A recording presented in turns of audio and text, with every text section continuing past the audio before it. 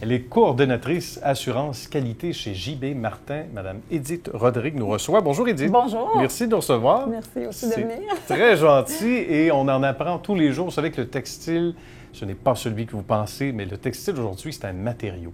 Donc, au même titre que l'acier, au même titre que, évidemment, les matériaux que l'on connaît qui sont, j'allais dire plus populaires, moins populaires maintenant, heureusement, parce qu'on y va vraiment et on est en train de prendre le dessus comme matériaux.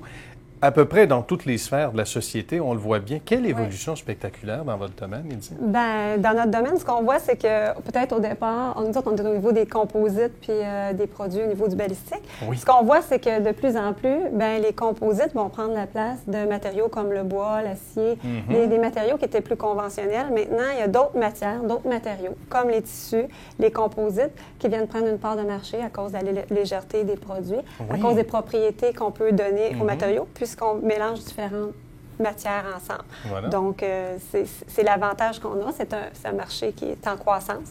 Donc, c'est avantageux pour nous autres, puis les gens qui sont en textile, qui sont dans ces milieux-là aussi. Propriété, on le disait, de légèreté. Anti-corrosion aussi, ça fait toute la différence au monde. Tout ce qui nous entoure, évidemment, que ce soit pour l'athlète, dans certains cas, sinon les structures ou les infrastructures. On dit que dans certains secteurs, ça peut être un petit peu plus lent à vendre cette idée, mais on voit quand même que toute une progression, puis pour le mieux, avec des résultats concluants. Bien, on est en transition. Je pense que le monde est en transition, en changement. C'est dommage à dire, mais le prix du pétrole qui monte tout le temps fait en sorte que ça nous aide, nous autres, au niveau des composites. C'est des produits légers. Oui, donc, de plus en plus, on le voit au niveau des avions, beaucoup. Au niveau de l'automobile aussi. Ça s'en va plus vers les matériaux composites que l'acier ou même les plastiques. On s'en va vraiment vers ça. Bien. Donc, quand on dit que les textiles ou le textile, si vous voulez, c'est un matériau maintenant, on en a une belle preuve. Et ça fait en sorte aussi que les gens qui sont à l'écoute, les jeunes particulièrement, ou même moins jeunes, qui veulent embrasser une carrière dans le textile, ça n'a rien à voir avec ce qu'on a connu encore il y a quelques années. Il y a eu toute une transformation des plus spectaculaires. Et là, on parle vraiment de high-tech, si on se permet l'expression. Oui. C'est de la haute technologie. Aucun doute là-dessus. Et des exemples, donc, que ce soit, on le disait tantôt pour le sport, mais l'aéronautique, l'aérospatiale, éventuellement. Oui, tout à fait. Oui. Donc, ça fait en sorte qu'il y a de plus en plus de joueurs qui sont concernés, et heureusement d'ailleurs, avec des résultats, sans se répéter, donc des plus spectaculaires. Il peut y avoir des vestes anti-balles. On vous a donné quelques exemples tantôt, et combien d'autres articles qui viennent en aide à notre société au sens large également. Mais là, on va parler de normes de qualité, ce qui vous occupe et vous préoccupe au quotidien. Oui, dans mon cas, moi, oui.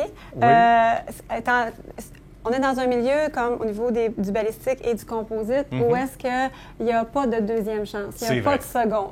Ici, quand on fait une veste par balle, on ne peut pas faire une veste par balle qui va être de second choix. C'est une question de vie ou de mort. On veut que la personne reste en vie. Donc, c'est extrêmement important. On a des spécifications très précises à rencontrer.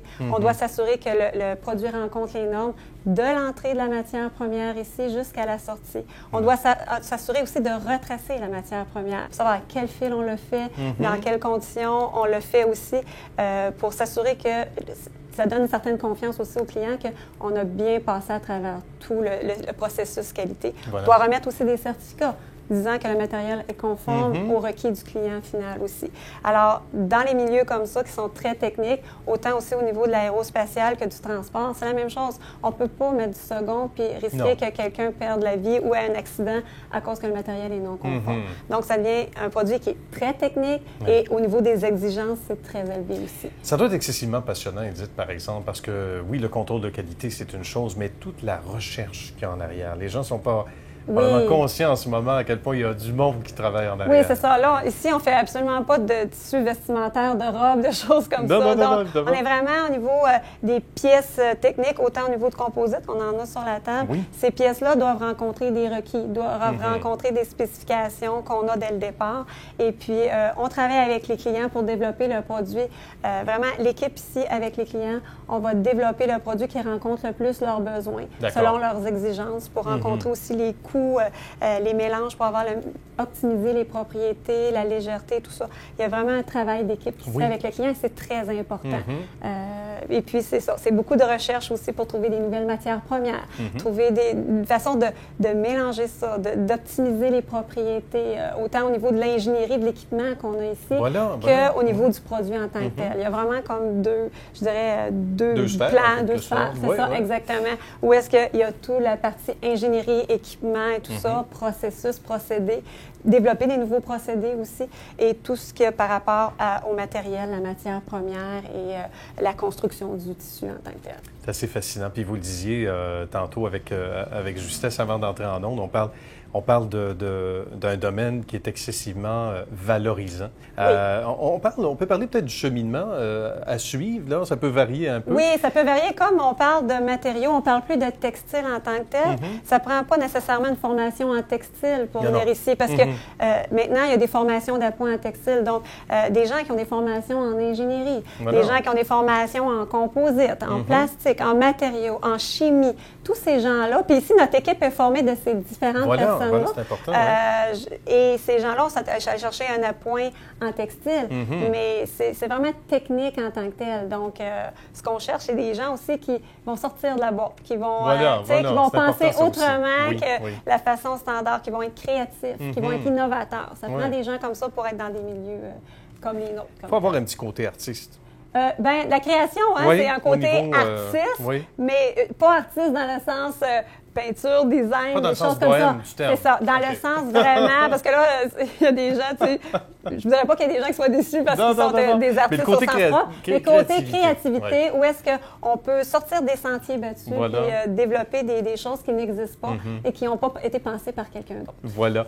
Au niveau des matériaux, composites, entre autres, c'est déjà un mélange de matériaux, de fibres en tant que tel. Il y a, pour donner un exemple, le lin également qui revient. Oui, qui a été une matière de base au départ, tout à fait. Puis après ça a connu un petit arrêt. On a été plus vers des matières qui sont synthétiques, comme on dirait, ou des matières minérales comme le verre et le carbone et ces choses-là. Et là, avec tout le côté environnemental, on revient avec des matières comme le lin. Qui sont renouvelables des résines, également. C'est ça. Qui sont renouvelables et on essaie de développer aussi des systèmes qui vont être recyclables aussi.